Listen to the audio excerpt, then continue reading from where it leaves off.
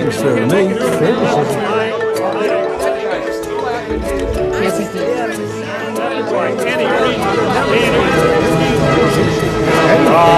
Well, if you don't know what fair is, you can't make it. Unacceptable by any reason.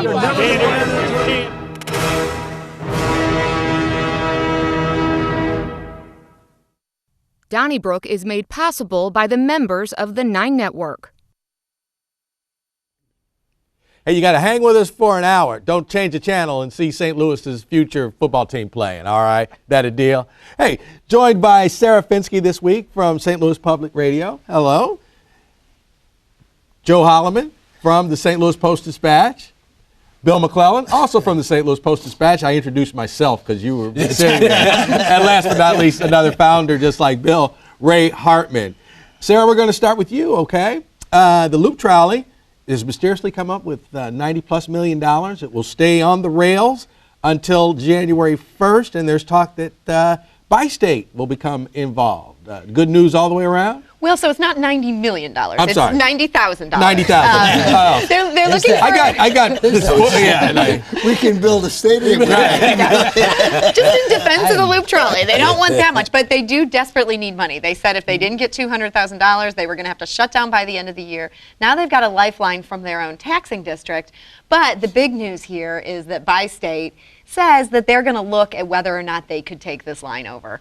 And frankly, there's a lot of people looking at this skeptically saying, hey, don't you have enough to do with trying to run bus service for people who need it, light rail for people who need it? You really want to take on this vanity project of a trolley? I think they've got enough to do already. Well, I think it's the right thing for them to do and the only choice. Now, I want to be on record. I'm opposed to $90 million for the trolley. Yeah. I've apologized courageous for it occasionally. $90 million's right. No, I'm also opposed to general with the hydro loop. There you go. No, I'm opposed to like any kind of general revenue at this point, unless and until I think Bi-State should look at it. That doesn't necessarily mean they should.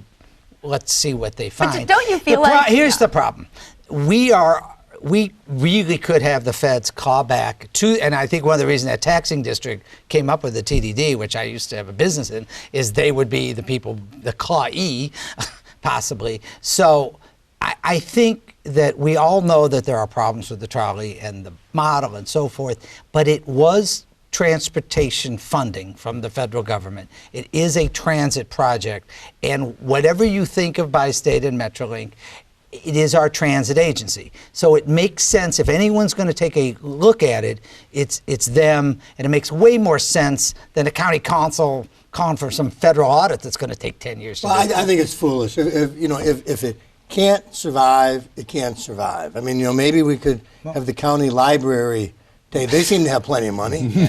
They could run the trolley from library to library or something. If the thing can't make it on its own, we gave it a chance. I think you have to sometimes say, hey, it was a great idea, but it's not working. I agree with Sarah on the point. I don't mind Metrolink or Bi-State looking at it, since they are the transportation expert. Say, what are the problems, what are this? But I'm not ready to say, let's just have Bi-State take it over. Right. I mean, how about they just work on the bus routes and getting Metrolink working before you say, let's take on the trolley? Having them look at it as like looking over the shoulder and say, this is good, this is bad. I don't have a problem with that, but I'm not ready to say Bi-State should take the trolley over. Okay, could Bi-State do their look at it and pronounce it dead? And I don't think they want to be. I don't think they want to be in that position. So I think if it goes to them, they'll feel obligated to find some way to make it work. That's exactly the problem in this town, is the first thing you know, like somebody's just going to look at something. Right. And the next thing you know, they've assumed the liability and they've let the bad project off the hook. It happens time and again. And so, the trolley's managed to get its foot in the door. And the next thing you know, it's going to be like, oh, instead of getting a contract with our bus drivers, which they desperately need over there, they're going to be trying to solve this intractable problem. That's right. Intractable, that's a good one. It's the one thing I will say about it, I'm not talking too much, is that it does link theoretically. It should have, and it didn't really, been coordinated with the the infamous Delmar Metrolink stop, and not just the History Museum, but it ends at a Metrolink stop.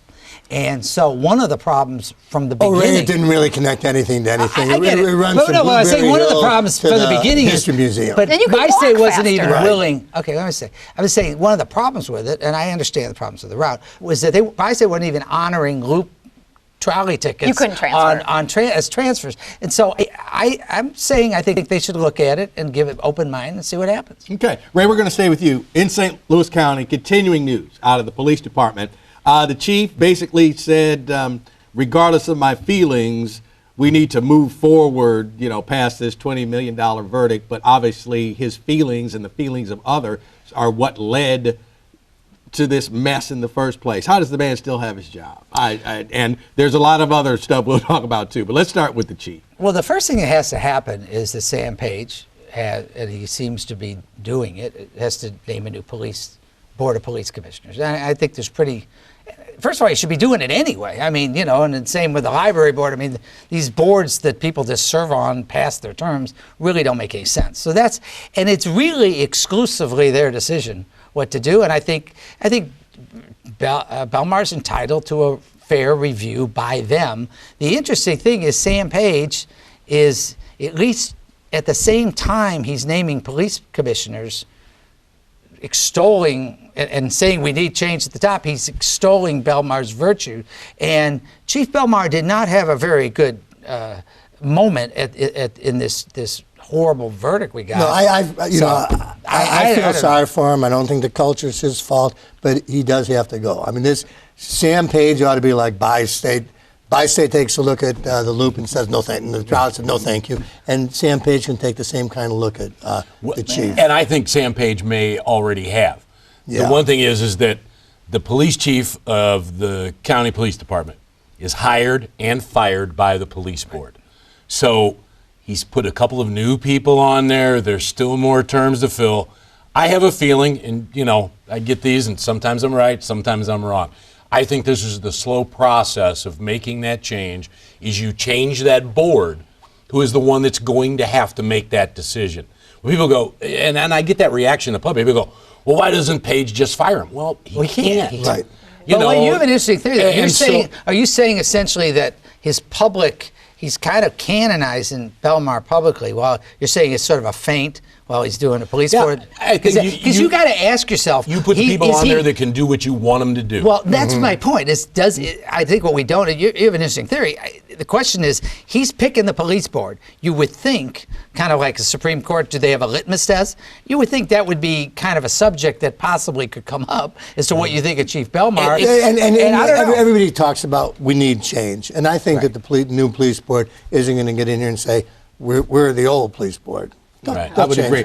Oh, go ahead, Sarah. Oh, I just thought it was really interesting. The Post-Dispatch had a great editorial about this from their editorial board, saying that, Belmar is out there talking about how he's going to institute all this training for the line officers, but it's his top brass that made this happen. These weren't the line officers who are going around treating Wildhaber badly. It was the people who reported to him. I will weigh in, as I usually do, on the side of the union here that said, great.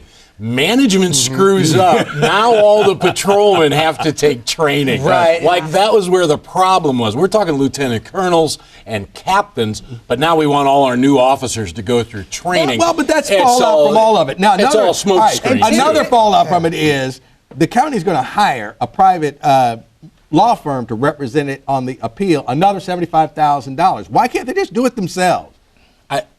Last week they messed up so bad.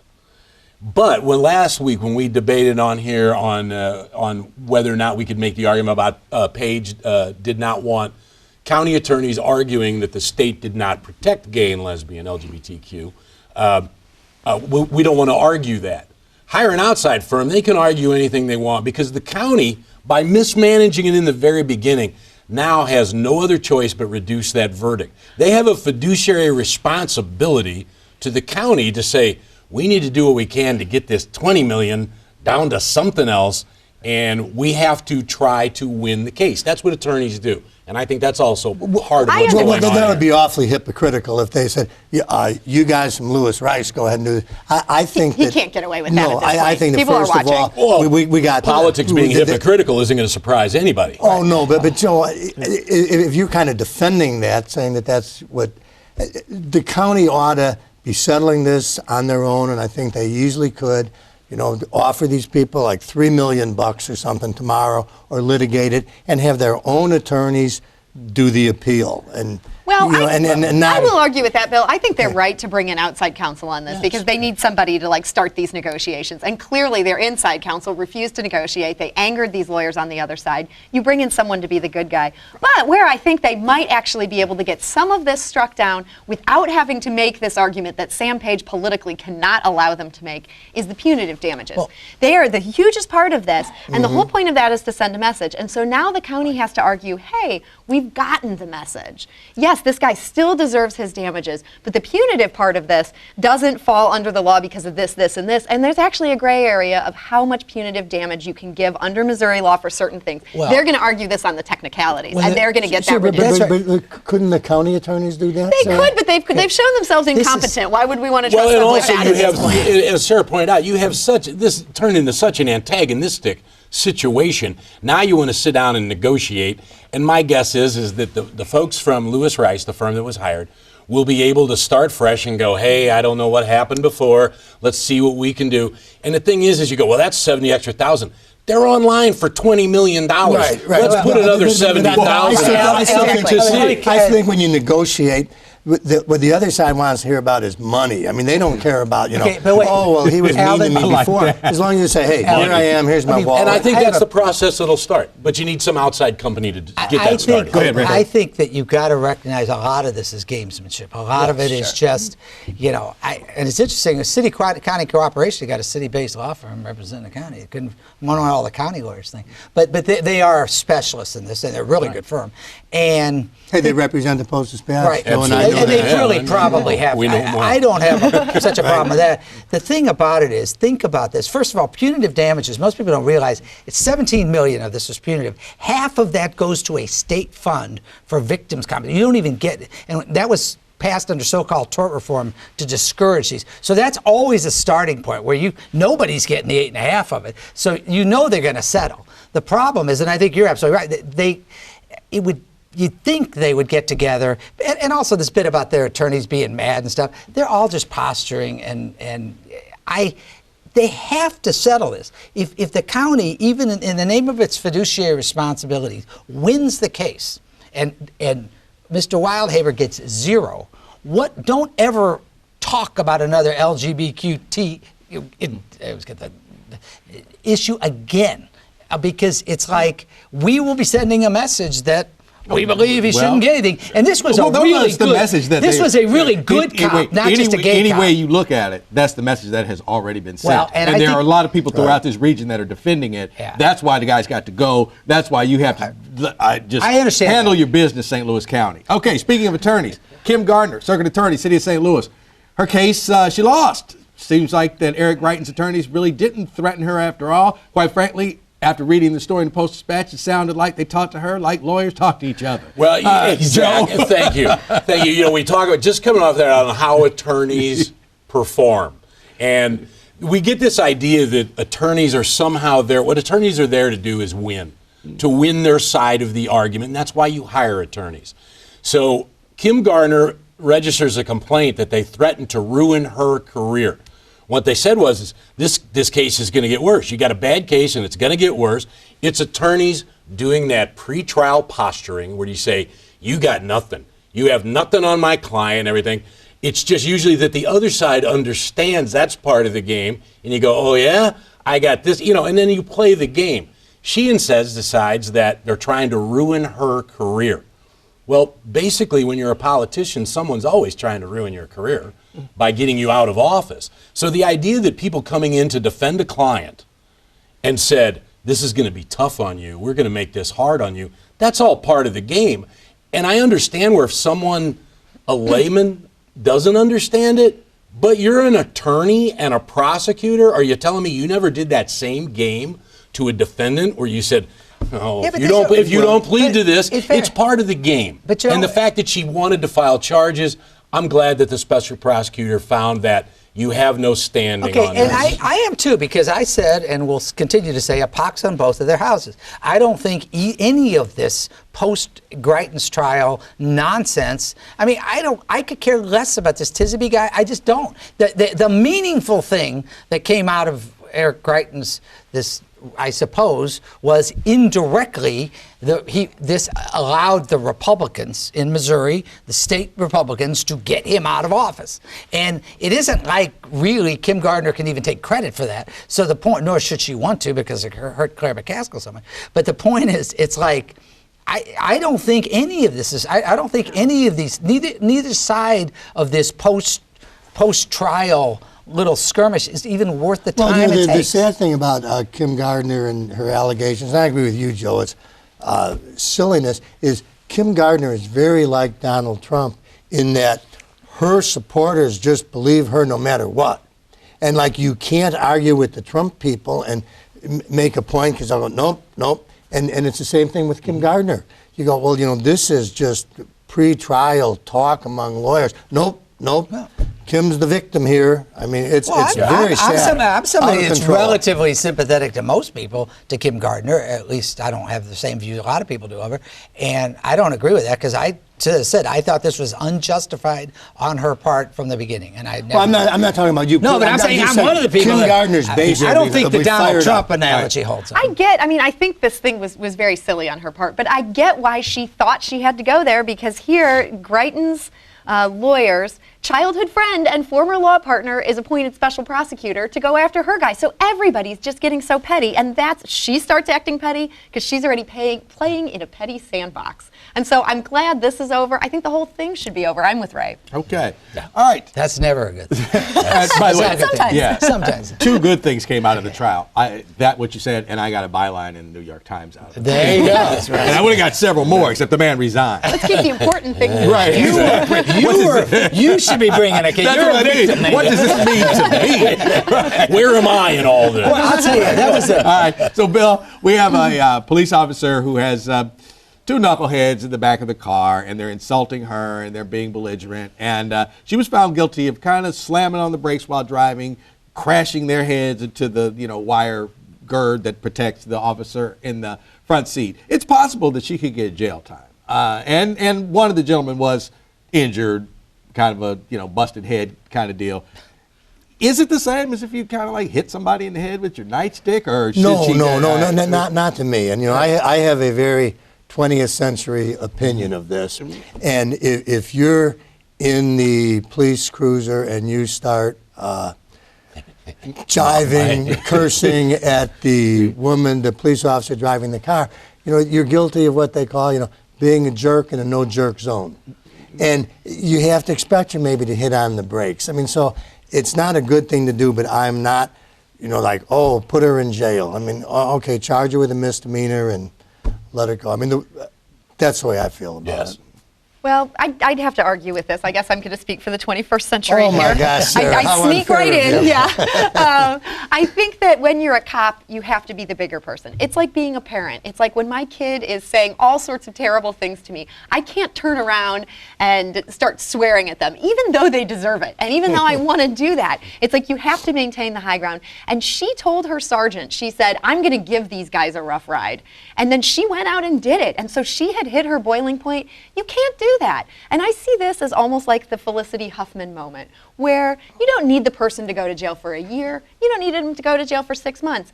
But going for a week, it sends a message that we take this seriously. And the cops have to act like the bigger person, even when they're dealing with just complete terrible people and awful drunk people. I'm with Sarah, but this sense, it was a jury trial, right? I mean, Yes. it went. It was. He got convicted. I mean, in other words, she got convicted, and so. I mean, what's the point of it? Well, hey, I'd have voted to convict her. I mean, she did it. I'm just saying, I don't think it's a serious thing. if the answer is, I mean, I don't think it's the case in Baltimore where a guy got killed with this.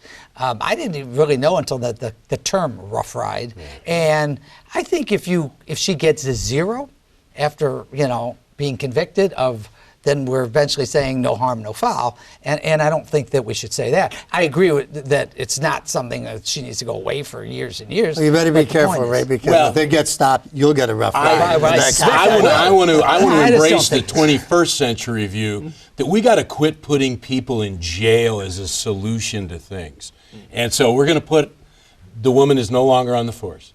Okay, that's going to go with her. And I agree. I would have also voted to convict her. It didn't seem like there was a lot of debate on whether or not she was guilty of misdemeanor. And she is off the force. And right. that is, So now you're going to send her to jail when it seems like the whole trend is let's find ways to keep people out of jail. But since she's a police officer, let's send her and show her a lesson. I think that's a little unfair, honestly. And, you know, the whole idea of the rough ride, it's also she got caught.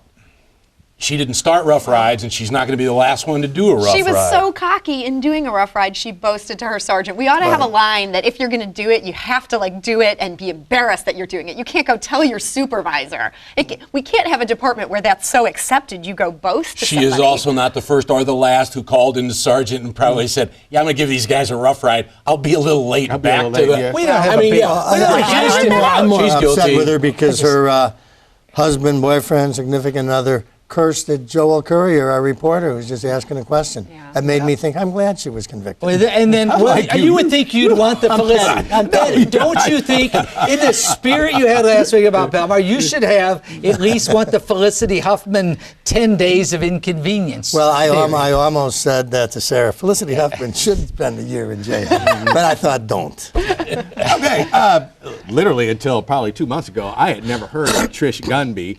And on Tuesday night, she was on pretty much every cable news station in America. The trend that Democrats are taking over the suburbs that could possibly win the presidential election all rolled into run. Ray, are we getting a little bit out of hand? Well, she came on, and we came on and talked to her. She talked about her victory, and it's because she's only there for, she's got a year to run against.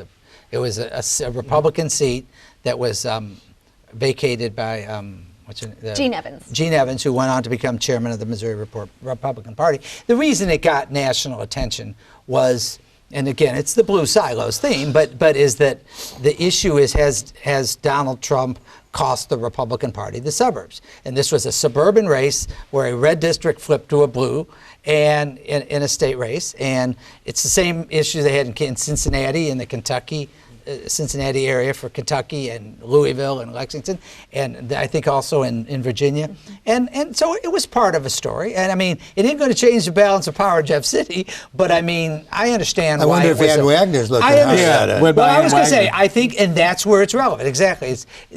She got her 15 minutes of fame or whatever, but you know, it is notable that a red district went blue. This issue. I agree, it's notable. You know, it was certainly a surprise when you heard it first when Ms. Evans left.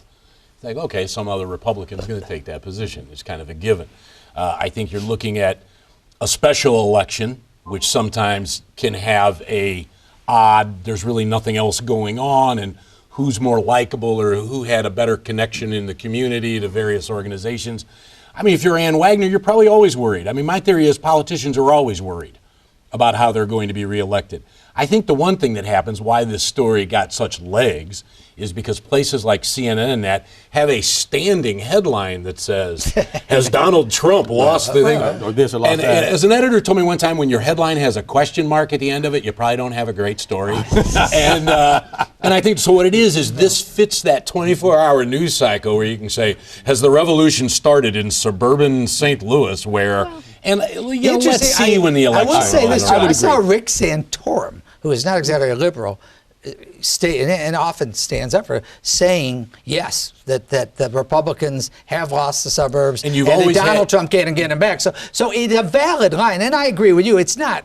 I don't think anybody should overstate it. I mean, but she did win by 8 points. And the Democrats are so motivated right now. Like, they are coming out in droves because they are so angry at Trump. I think they have lost the suburbs. It'll be interesting to see if that'll penetrate Ann Wagner's district. See if That's they a whole lose the other election. question. I just didn't realize you respected Rick Santorum so much. There you I go. actually interviewed Rick Santorum. Well, I'll tell you what, the most important race of the evening involved our friend Ed Martin, who has been on this show before. He ran for supervisor of Drainsville Township, which is in Fairfax County, near where I used to live in Vienna, and unfortunately Ed suffered a lopsided setback. But Ed, hang in there.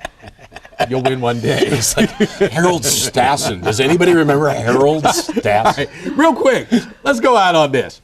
If the dominoes fall into place, according to several NFL writers, the Los Angeles Chargers could end up in St. Louis. Okay, if the NFL called us and said, all right, 3 things got to happen. You got to build that stadium that you're going to build for the Rams. You got to drop this litigation, and you got to find a buyer, David Stewart, black man, conservative, billionaire, to buy the team. You in, yay or nay? And I'll throw in a caveat. No public money. There would be privately. I'm in. Bring 2 teams. Bring 2 teams. Give us 3 on that. Money, I'm in. But I don't think And a that's basketball team. And I think And a lacrosse team. And we got Tell me, whatever. The interesting thing Streets is, paved with gold. That's right. if there, I think it's almost impossible. But given the lawsuit, if they did it, my understanding, and you made this point, that it would be in the same. It could talk about the It could go where the soccer stadium is going to go. The soccer team would play in here. Right. I'm not spending, the Taylor's money, but. But you think the Taylors ought to build a football stadium? Yeah, I do. For Mr. Spanner. Right. Yeah, sure it'll happen. No, get a St. Louis owner. Get a St. Louis owner. Build it for Taylors a St. Louis guy. David The Stewart Taylors- and Alvin Reed. I said David. Well, Wait, yeah, I heard it here first. Wait, I could kick in about 1,200. Right. No, I've got 90 million. Right. The Taylors did make local history by not specifically looking for a TIF. I'll believe it when I see it at the end, that there's no public money in this. But to their credit, so far anyway, they don't appear to be looking for public money, which is good. I think you got to be for this. If it's that okay. whole thing about a gift horse in the mouth. All right, got to run. Okay. I think there's a group of sports writers. Hey, I've been around called thinking up crazy stories before. like the other I've been called reporters. crazy before about the NFL. All right, you want to send a letter, send it to Donnybrook, care of KETC, 3655 Olive Street, St. Louis, Missouri, 63108. Emails go to letters@ketc.org. Hit us up with a tweet, #DonnybrookSTL. Our podcast partners, iTunes, Spotify, Google Play, and TuneIn. And Charlie will be back next week. I gave you 90 million reasons as to why that would happen. Thank you, Sarah. No. Thank you, Joe, for sitting in. Bill and I are going to be doing your turn. Thank you for watching. Hey, stick with us. Don't go to the Chargers just yet. Donnybrook is made possible by the members of the 9 Network.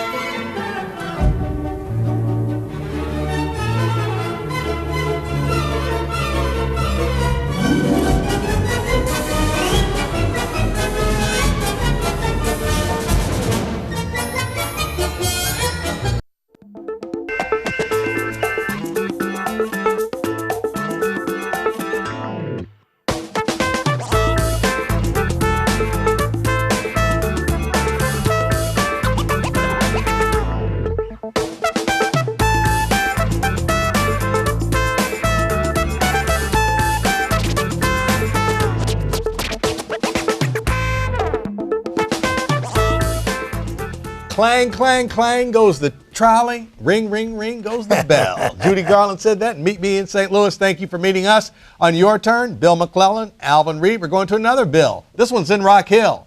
Hi, my man. How are you doing? Just fine. Good. That's what I wanted to comment on tonight. Yeah, I find it kind of ironic now that they're approaching Metro, because initially during the late construction phase, they had supposedly gone to Metro about the possibility of operating it, and Metro walked away from it. They didn't want any part of it. And so I find it kind of funny now that all of a sudden now they're trying to get Metro into it. Now it's like maybe they should have been talking to Metro sooner before they got to where they are. I mean, the sad thing is, for all the gruff that this thing has taken, it's not a bad ride. I've ridden it now at least 3 times, and you know, it is, if it were done right, you know, like I believe somebody made a point, they should have made more of an effort to at least incorporate it into the rest of the transit system and, you know, honor the passes and that from Metro, so that if somebody gets off a Metrolink at either Belmar or at Forest Park, they could connect to it. But right now, if it's only going to run 4 days a week on a very limited schedule, people aren't going to ride it because how do they know it's even going to be there? Well, good point. And hey, Bill, any port in a storm, so you have to turn to anybody that will help you, and you clutch for anything when you're going down that third time. So I understand they're reaching out to try to get some help, some way to get to the next alarm, but I just don't have any faith or confidence that it will ever work out. Well, my daughter and grandkids rode on it not long ago, and they enjoyed it. And I don't fault us for trying it, Alvin. I mean, Joe Edwards has such a record of success, but this might be a bridge too far. Yeah, I agree. And I'd said about 3 weeks ago that you got to do something to try to extend its life until you come up with a viable solution. So the 90,000, not million, as I said earlier, get them to January 1st. And in the meantime, try to find a way to do this that doesn't involve Metro and Bi-State. Because, like you say, they've got other problems. And you're not going to extend the tracks. You're not going to, make that sizable investment for something that just does not have enough riders. But at least we're now to January 1st. So maybe some good will come between now and then. Right. Okay. Let's go to Ed from Normandy. Yes, I also have a question about the trolley. There's been a lot said about the revenue and the lack of revenue because there's not this third car. First of all, I don't know the reason why the third car is being delayed. And if it's on the company, shouldn't there be some recourse from the trolley district to the company to pay some type of a penalty? I know it's not going to add up to the 90,000 or 200,000, but there should be some recourse from them that maybe can help them out, because everything is said if we had this third car, we would be solvent, and there has to be some reason for that.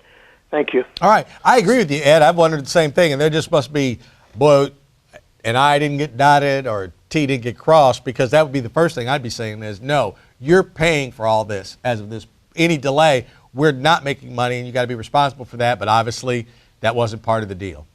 Interesting point, though. Let's go to Jim from Webster Groves. Oh, hi. Hi. I have a suggestion that's kind of off the wall here and maybe a little unconventional, but it could help, I think, which would be to make the Delmar Loop or Strip into a pedestrians-only street. Eliminate the cars and put money into it so that it actually become a pedestrian walkway similar to, that place in Kansas City, the Crown Plaza or whatever it is. And I think that would really help that area a lot. And I think the trolley would benefit as well, because people would then have more of an incentive. They wouldn't be, it's terrible to drive down there. You drive down there and there's all this traffic and cars and stuff. And, so I think by converting it to a pedestrian street, that might actually help a bit.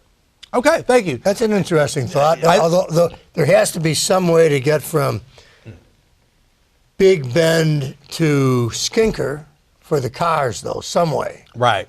And that's a major thoroughfare. Yeah, that was what I was going to say. The problem with that is that is used primarily by motorists that aren't even stopping in the loop and on the weekends and whatnot, but you have to get from one side of U City to the other. Similar, like a main street that goes where there are a lot of bars and restaurants in Kirkwood, Jefferson Avenue.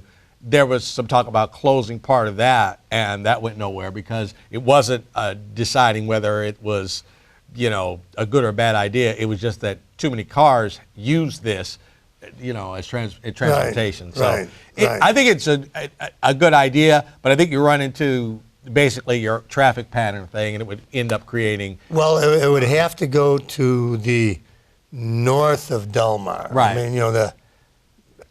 As I try to think, and you've got the parking lots right there to the north. But it's an interesting idea, Jim, and we need to think outside the box because what we're doing is not working. Right. I was going to say the same thing, but nothing could be ruled out at this point. Right. Let's go to Dave in Defiance. Hi, Dave. Thanks very much for taking my call. No problem. By far the best show on public television. Thank you. I'd like to make a comment on the Loop Trolley. Okay. Sure. Last year I went over to Melbourne, Australia, and the trolley system over there called Colonial Transcar Restaurants. And maybe they can convert these trolleys to a restaurant. I think you'd have a packed house because we waited in line for long lines to get on that restaurant. You mean while you eat while you travel? You eat while you travel. Okay, well, the line is short enough, from around Blueberry Hill to the History Museum that maybe it would have to be snacks, is what I'm thinking. Unless you stayed on it a while. It wouldn't have to be snacks. You just go back around again or whatever. Okay. Hey, just out of curiosity, what were you doing in Melbourne? Just went for vacation. Okay, I asked that because they have the Australian Open, the tennis tournament in Melbourne, and I know a couple people who've gone to that, or who've thought about going to that. Okay, thank you very much, Doug. And there's several ideas out there people are throwing out there, and at first it was a joke, but it really was because other cities do this, serve drinks and make it kind of like a moving bar. Now, I don't know how St. Louis responded to that or Department of Transportation, but other cities do it. We could follow the lead of the alderman and have it a by-the-hour bar. Oh, there you go, and ride. Right. Okay, hey, Doug, that's a very interesting idea. Now we're going to Doug. Alvin and I will be on there having dinner one Absolutely. of these days. We're going to Doug. Hi, Doug. Oh. Doug going once? There you go. Hi, Doug. Doug. Hi. Go right ahead. Yeah, this is Doug. Hi, go right ahead. Yeah, you all have been talking a lot about whether or not Chief Belmar deserves to be fired or should be fired, or the county executive or the police commission should do it. I think you need to do some homework and pay attention to what the General Assembly has done, which is strict and make it nearly impossible to fire chiefs of police. Take specific findings of criminal activity, drug abuse, alcoholism, loss of confidence, and doing something stupid isn't on the list. And we can thank the Republicans in Jefferson City for restricting everybody's ability to make change because they've lost confidence in the chief. Okay, I think that how that law, that statute goes is that an individual like the mayor or someone like that could just not come in and say you're fired. But the board that hires them, in other words, I think the St. Louis County Board of Police Commissioners, they do have the right to fire you. And, whether justifiable or not, that becomes a legal matter. But I think they do have the power and the right to dismiss the chief if they so desire. Okay, interesting point. Good point, though. Okay. Bob in Bridgeton. Hi, Bob. Oh, hi. Thanks for taking my call. Sure.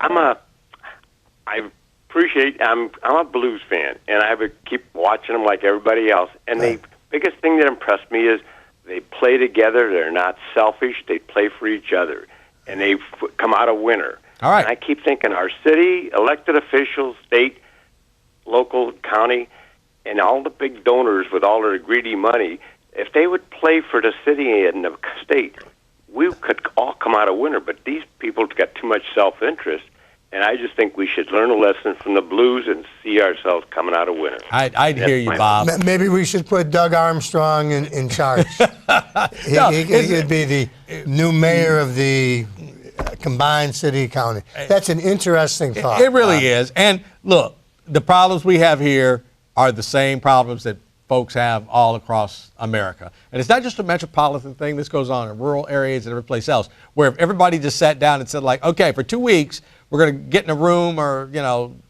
stay at a hotel, and we're going to iron out somebody's problems and come to compromise, I think it could be done. But we're not there yet. So maybe we'll get there soon, Bob. Good call. Right. Steve in Oakville, how you doing? Hey, kudos to Bob. Yeah, right. There's not enough altruistic people in politics. But the reason I called is because of, it seemed like everybody on the panel wanted to just go ahead and dismiss this thing with Kim Gardner, and, we're done with this. And she's made a mission out of going after dirty cops who testify falsely under oath. And she clearly suborned perjury. And you can't have that going both ways like that.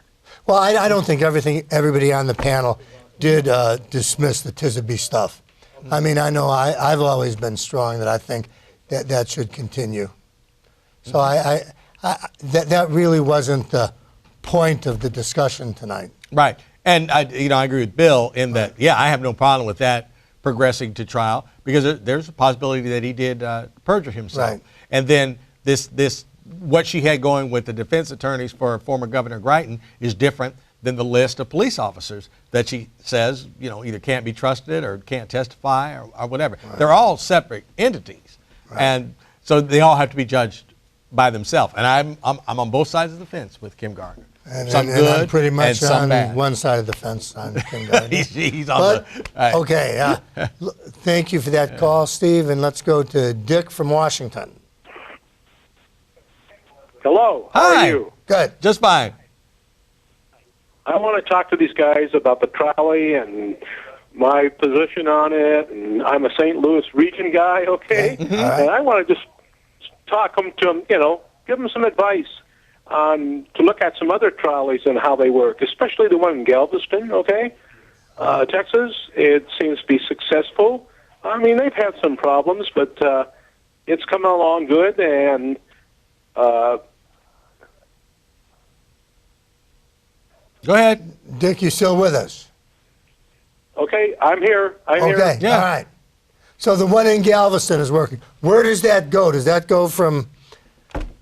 Makes a big loop, goes all around from the old downtown right out to the bay. Now, I understand it's the biggest tourism vista or venue, but they've got some good ideas. And, Charlie was sort of critical about the... here we go. Hello. Hello. Yeah. Go right ahead. Also, turn your TV down, okay? Okay, I got it off almost, okay? Hello, guys. Okay. Yeah. I'm a first-time caller. All right. Right, you're talking about the trolley in Galveston was good? Yes. Okay. Yeah, okay. I want to talk about the trolley. All right. Okay, let's move on. Okay, let's thank go you to very Don much, in Webster. Hi, Don. Yeah, hi, guys. First time I've ever been able to get through. I've called several times. All right. But it's always been busy.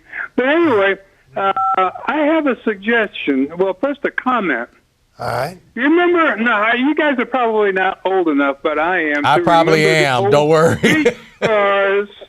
Do you remember the streetcars in the city of St. Louis? Well, I'm old enough, but they were gone when I got here. Right. And the streetcar used to turn around in Kirkwood. And when they work on the roads in Kirkwood, you can still see the old trolley car tracks. They were still running when I was born. I was born in 1960. You're absolutely right. Well, I used to ride those streetcars in the city of St. Louis. But there's a reason that they changed them over from streetcars to buses. They were just really not profitable to run. Mm-hmm. They tore up the streets. They were bad on car tires, and they were really pure Hades on bicycle tires. Yeah. Because there were so many people that were injured riding a bicycle and it slipped over into the divot on the tracks. Yeah, and that, I mean they end up. Yeah, no, I hear you, and those are real problems. Like if you really had tracks everywhere, right down the middle of the road, so many more people ride bicycles there now than opposed to then. It would be a problem. Here's a suggestion. Okay. Go right ahead. Repair the streets, get rid of the tracks, make the trolleys motorized buses, and make it a loop just around the touristy area, the business area. There from about Big Bend to Delmar, the Bolivar, and make them free to ride. If you go to Louisville, they do exactly the same thing in Louisville, Kentucky. They have buses that make a loop around there. They run about every 15 minutes, and you can get all around downtown Louisville for free. And the merchants in that area pay for it. Okay. All right. Thank you. All right, actually, thank you very much, Don. The new trolley system that they put in Kansas City is free, and it basically will take you from where the Power and Light District is all the way down to it's kind of like a farmers market and restaurants and all that. It basically goes kind of like an L and goes back and forth, but it's very popular because for that same reason. A, it's free, and B, it's taking you somewhere. Right. That's a problem with ours. That's a problem with ours. Right. Okay, Dan from St. Charles. Yeah, this is me, first-time caller. All right. Okay, Dan. I wanted to talk about this policeman that got fired. Well, he didn't get fired, but right. Go ahead. She probably will get fired. We're talking about the Rough Ride officer. Okay, go right ahead. The Rough Ride. Okay. Well, that's a pretty bad thing that happened to her is to get fired. I mean, when you get fired, it's disgraceful. I think she quit, but I'm not sure. Yeah, she resigned. Yeah. And maybe just, writing on walls, so thus she, Right. But go right ahead, Dan. I didn't mean to interrupt you. That's okay. To put her in jail, that's bad. Yes. I mean, she doesn't deserve jail time for this. Yeah. Maybe fine her. You fired her, or you're gonna fire her, but she doesn't deserve jail time. Okay. All Thank right. you. And there's jail time, and there's also, like Sarah said, a week, or said, like, all right, you get 30 days, and we're, basically you're in a locked room with a TV and some, reading material. Right. I'm not saying that to make a joke, but but she lost her job, and she'll definitely be on like probation for like a number of years in case something else pops up. And the old school way to look at it is those kids were misbehaving badly in the squad car, and she was out to teach them a lesson. And if it's criminal, it's very, very slightly criminal. Right. That's the old school way. That's the old school. way I now, look and at in the new school, I'm sure they have lawyers and they're going to sue. Right. And so thus you always have to deal with, well, if it looks like we didn't do anything, then that makes their lawsuit stronger. Right. And there's so many rivers that you go up and down on these things. Right. But thank you, Dan. But yeah, thank you very much, Dan. Interesting case. Right. Couple of tweets. Okay. You take them. All right. Okay. At Tim Rank, I think Bi-State should look at the Loop Trolley just like a poker player looks at an offsuit, 2-9, and then fold. It's a good one. Joni, with a whole lot of numbers, says, serve ice cream on the trolley. Found the trolley not running the 3 times I tried to ride it. Needs consistency, and it will work. It hasn't had a fair chance. All that work for nothing? I'm kind of coming where you are, Joni, on that one. And like, we got to put forth our best effort. What do they call those the paddles? Like boop. Like defibrillator. Yes. We got to try at least. Well, food seems to be popular here. Food and drinks. Drinks, dinner, and now ice cream. Absolutely. That's enough for 3 trolleys. Oh, there you go. Okay. Ken in Columbia, that's a long trolley ride. Not that long. This is where the airport should be, by the way, but that's another story. Hi, Ken. How about Denise? Oh, I'm This is sorry. Denise. We'll come back to you, Ken. Denise in Bethalto, hi. Hi, gentlemen. How are you this evening? Just fine. As someone, I might be a little naive, but about that police officer, do they not have seatbelts in the back seats of police cars? No. When you get arrested, they don't put a seatbelt on you. So, okay, I wasn't sure. I thought, well, why weren't they belted in? They wouldn't have been able to fly forward. Or if they put them in the front seats and they don't belt them in, they fly through the windshield or something. Well, that's too severe even for old school. Right. I'm talking about just jostling them around a little bit. Right. Doesn't seem so terrible to me. And I've never been. I didn't know they didn't have. I thought they had seatbelts in the back seat. I didn't know they didn't buckle them in. No. I have not. I've had limited rides in police cars. All right, but I do know that they don't seatbelt you because of liability reasons and things like that.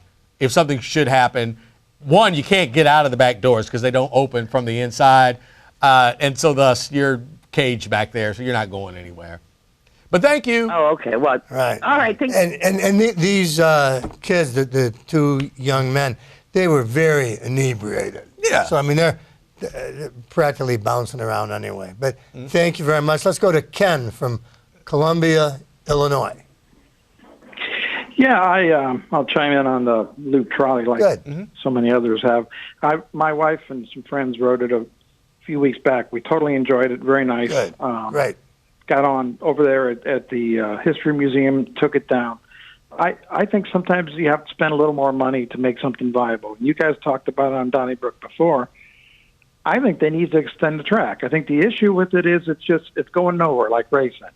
I think it was Ray who said it. I think it needs to go through the park. And one of the reasons that was so expensive to build, logically, is that you're going across all those intersections and weaving around that traffic. You're having to change the sidewalks. You're having to do all kinds of permitting and everything else to try to make this thing work in a very, as you talked about, a very crowded area.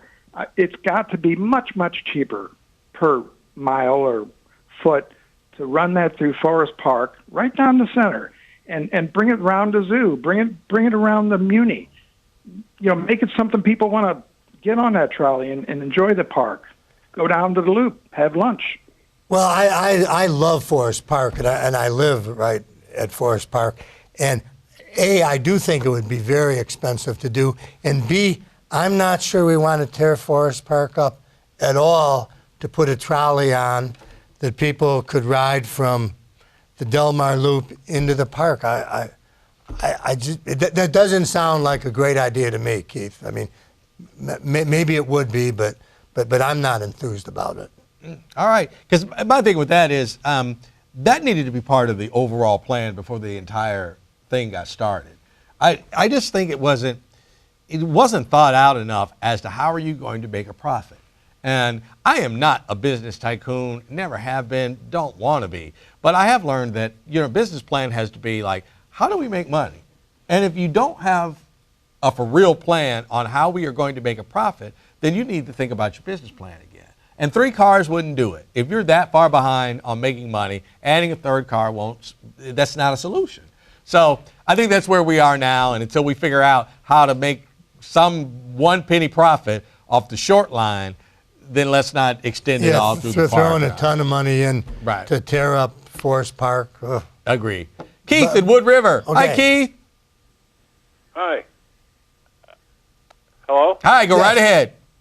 Yeah, I know who should fund the trolley. All right, who? Joel Edwards. I knew you were going to say that. Look, I hear you, but it was like, if you're the pioneer of a plan and then you get federal money and then through, by state and then the sales tax district and all that, you're kind of in charge of, the foundation and the board. If it doesn't work, nowhere in America do you come looking at that guy or gal and say, like, you have to come up with the money. I understand what you're saying. But it's unfair to say, like, you got to pay. Well, and Joe Edwards had so much success doing things that people didn't think would work, like extending the Belmar Loop into the city with the pageant and the Moonrise Hotel. And after, you have to look at somebody's record and go, well, this guy has succeeded before. Maybe we should give him a chance. And I think that's what we did, and I don't fault the people for giving Joe a chance or Joe. But that doesn't mean that we have to decide to blindly just throw too much more at this, is my take on it. Yeah, and there's nothing wrong with conceding, defeat. It's not, as coaches will tell you, like, we got beat. That doesn't mean you're a failure. That doesn't mean we won't win again. But this didn't work. Right. All ideas don't work. All right. Hey, thank you very much. Connie from St. Anne. Hello, gentlemen. This is my first time calling. I'm calling about the trolley. Go right ahead. It's been a couple of years back that I was a tourist in Memphis, and their trolley system was set up so well. We got on in their downtown area near the ballpark and the Peabody and all the other hotels. You could leave your car at the hotel, hop on, get off at Beale Street, get off at the Civil Rights Museum. We're so spread out here in St. Louis. If I go into the Loop, whether I'm a tourist or a local, I'm in my car. Why do I need to get on a trolley to go a couple miles down the road to go to Forest Park? There's not a lot of hotels and things. It's not a tour. You don't stay down there, so you don't need the transportation. Right. All right. Agreed. That's just my thought. All right. Thank you so much. Very good thought, too. All right, Aaron, South City, you're probably going to be our last call, but go right ahead, okay? All right. I'll make it quick. All right. This is in the category of bad small decisions make even worse big decisions. Why not make the people in charge of the Loop Trolley in charge of the Hyperloop? That's a great idea. Very good. Last call to Tom from De Pere. Tom, quick call. Hey, Bill, happy birthday to you, buddy. Is it your birthday, man? I know I'm a little early, November 10th. Yes, but, indeed. 244 years and still going strong. I know who you are, Tom. From Customs, right? Okay. No, I'm a different Tom. But I got to ask you a question. Yes. Did you do any pieces for Leatherneck or Stars and Stripes? Leatherneck, I did. I mean, the back of the book sort of pieces. All right. Okay. Thank you, Tom. Thank you We very got to much, go. Tom. See you next week. Donnybrook, your turn. Go Chargers!